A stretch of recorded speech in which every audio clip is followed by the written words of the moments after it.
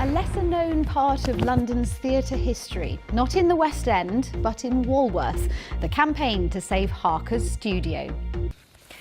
Turning now to a Victorian relic that finds itself caught up in the ever-changing growth of our capital. Harker's studio in the borough of Southwark has served the West End for over a century, but now there are plans to convert the building into luxury flats. As Wendy Hurrell reports, some in the theatre world have started a campaign to keep its original use. Behind the speaking, singing and swinging of theatre, there's the scenery. It's sometimes still painted by hand, just as it was when Joseph Harker opened his purpose-built studio in 1905. Here he is, many years later, in that very workshop. Joseph Harker made his name at the Lyceum with Bram Stoker, who named a character after him in his novel Dracula. Then from here, among other things, he painted the complete scenery for the very first production of Parsifal at the Royal Opera House and the backdrop for the West End's first blockbuster, Chu Chin Chow. The canvas would have been attached to massive frames that could be winched up and down. On this level, you would have had the artists painting.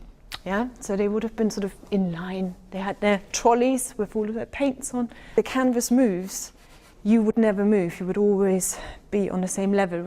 Artists are still using the space, if not the original pulleys and gas lamps. I've had to turn down work in the past because I couldn't find anywhere to go. We see that this building could continue to serve the theatre industry as it has done for the last 113 years. And what we very much need now is space to do our work. The trade is also carried on through the family itself. Joseph Harker's great-great-great-granddaughter is studying theatre design. I came across the Pathé film of him painting in the studio, and I was in awe. Their history is written on the walls. Attendees of the opening day, quite precious to the Harker family. This painted list is Grade 2 protected, so it'd make an interesting feature wall. That's the oddest idea, isn't it, really? Or maybe in the lobby, or I just don't know. In someone's kitchen, would it be? Right.